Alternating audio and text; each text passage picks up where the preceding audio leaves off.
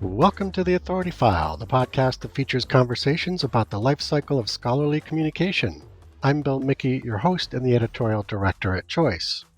In this 4-episode series, which is generously underwritten by Springer Nature, we're discussing the important role that the humanities and social sciences play in the development, use, and policy guidance of artificial intelligence in mainstream society. As we begin to experience AI's transformation of the research workflow, it will be the humanities that influence its responsible use. Joining me to talk this through is Anil Chandy, Vice President of Humanities, Social Sciences, Books, and Focus Projects at Springer Nature and Managing Director of Springer Nature's Singapore office. But before we get started, if you want to keep up on the latest programming from the Authority File, you can subscribe to our monthly newsletter for information on the current and previous month's episodes. To subscribe, simply visit choice360.org, click on the newsletter sign-up banner in the top right corner, and select the podcast updates option.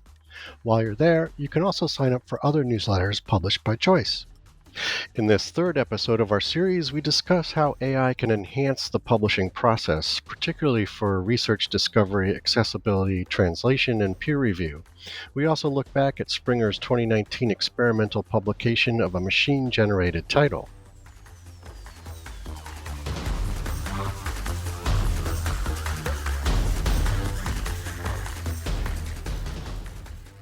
So as we've just, we've talked about, there's a lot of concern over responsible use of AI, but I'm wondering, and you've hinted at some of this, some of the stuff that's going on behind the scenes at Springer. But what are some of the advantages you see with AI offering, in the publishing process, particularly for research discovery and accessibility? Um, at a very sort of basic level, AI will definitely is enhancing accessibility and efficiency. For Mm. example, Springer Nature has implemented AI tools to generate sort of plain language summaries, making research more approachable for Mm. non-specialist audiences, or much more focused and faster in terms of dissemination. We also have faster language translations, for instance, which we have done for our German language books that were previously not available in English. And these translation, as you know, academic translations in particular have been laborious and time consuming in the past. So while we still need human interventions to validate the quality, but the general basic translation services provided by the AI models are improving every day, and they are improving in quality. So broadly at Springer Nature, I would characterize this into sort of three broad models. One is called sort of text generation, and text generation is I'm not certain, Bill, if you remember, we did publish an AI authored book in 2018 2019 that was essentially a sort of research summary put together using an algorithm. Yep. The Yeah, I'm going the to ask you about that actually yeah the, in a the minute. the Yeah. others are sort of text conversion, which is where we broadly place sort of research summaries now, or translation projects. And the last one is sort of text interrogation. And this text interrogation, what happens is you basically use human expertise. And here, when I say human expertise, it's usually our authors or our editors who have a background and knowledge of a particular subject in depth, and they work with specific AI models based on questions, etc. We in fact had a project where we got our authors and our editorial teams together, and then they worked with an LLM together to develop the framework for a book on accounting practices and principles. It was in German language, and the associated text through a prompt and the prompt or prompt ping pong method. So you would ask the AI a prompt, it would generate an answer. Then using that, they develop the table of contents as well as the text that went into it, and that meant that the book actually got was validated at each point, or the text was validated at each point, and to a very great extent, it really led to cutting the time required for developing a manuscript quite substantially Hmm. using such a project. So that was an example that we did as well. Awesome. So Yeah, I did want to ask you about that. The title you had AI right back in 2018, 2019. And I'm glad you brought up the accounting title now too, because it sounds like perhaps the methods you used to create both of those titles were slightly different. I'm guessing. But so I'm wondering, with the title in 2019, which was machine generated and about lithium ion batteries, what was the goal of that? Like, what was the goal of creating that prototype, and what have you learned from that exercise?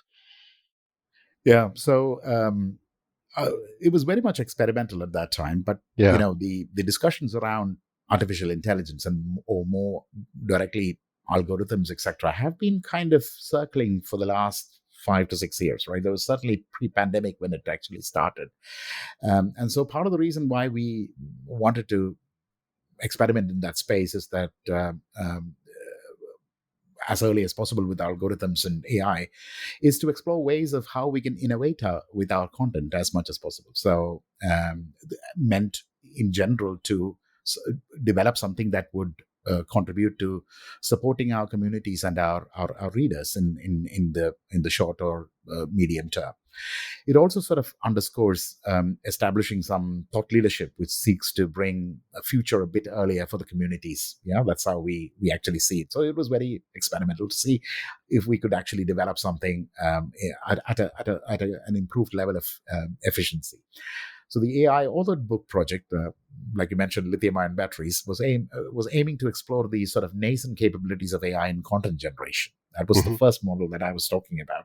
Right. It demonstrated that while AI can compile information, so what it was is basically a compilation of information, but then it followed the broad structure of a book.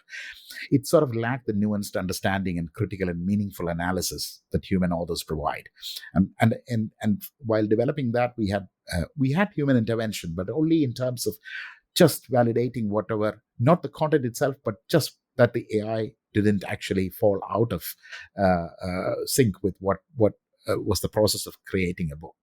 Okay. So there was value in automation. That is something that we discovered, but only as a tool and certainly not as a replacement. Uh, but we quickly sort of came to the conclusion that that is not the ideal, and we have certainly moved away from that Hmm. content generation approach because it and we recognized its limitations, and that movement has been in the direction of the other approaches I mentioned. Um, what my colleagues in our content innovation teams, for instance, call the human in the loop solutions. That said, as they affirm using generative AI quite reliably and correctly within the framework. I mentioned earlier, it's critical and not really a small task to actually do this. And that's where we got in already existing experts, and our authors are experts. They create content also for other experts who are trying to develop expertise in allied areas. So we are quite fully committed in terms of how we interrogate and publish things, that the human validation has to be absolutely built into that particular workflow. So Right. whether it's in the text sort of interrogation methods, um, uh, the fact that experts are always present makes sure that we are sort of fully committed to making sure that it aligns to our core guiding principles, which I mentioned earlier, Mhm. while also being a productive tool to our authors and for our readers. So there are some efficiencies gained, but nevertheless within and clearly placed within the responsibility and accountability of the experts with whom we work very closely. Yep. Yep. Excellent. Um, so I want to go back to the maybe talking about the text conversion method you discussed earlier, and more specifically, language and translation. And very curious to see, as a global publisher, what potential have you realized out of translation processes, and also for peer review. Like, how does that work in that realm? Yeah.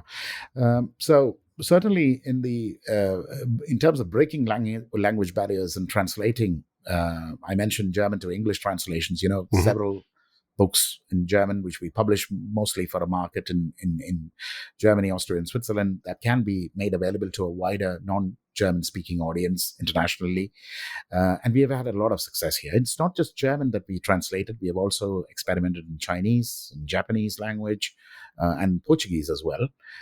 And with GPTs being released, LLMs in play, there is no real limit to what language you can actually choose. And we have had a lot of success there in terms of making content available in multiple languages for a global audience.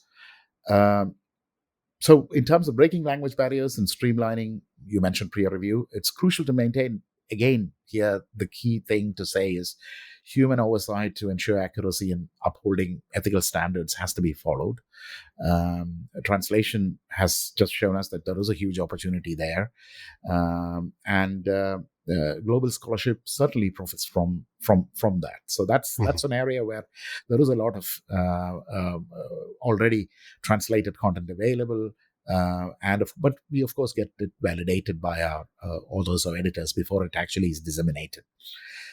The peer review topic is actually a bit more complex. Sure enough, there's the potential in reviewer matching or detecting conflicts of interest and identifying recycled content, and also for initial screenings and considering the number of articles and the books that require a peer review are constantly increasing. And demand certainly outstrips supply in finding peer reviewers consistently who are able to make a timely review, which is also a process at the core of academic publishing, hence the timeline for these decisions. Yep. So that is a necessity. But the review process is one that is also, I would say, deeply human. AI could support it, but maybe not replace it. Just a few weeks ago, Nature did a survey which found that researchers surveyed overwhelmingly expected AI to be used in language correction or preparatory work. But when it came to offering a decision for quality, then AI was not sort of something that they thought they could support as a tool. So AI for a peer review, although we can in theory say that they could be used for screenings and other, there are several possibilities, obviously, but researchers had a specific view on that. But that could be just a survey at a given point in time. We have to see how that evolves as we go forward. The other part of the peer review process where AI, or there is some concern around using it for peer review, is privacy. For privacy reasons, automated peer review is seen as a sort of less adoptable. But like I said, this is an important area of ongoing learning, and we have to see how this will develop going forward.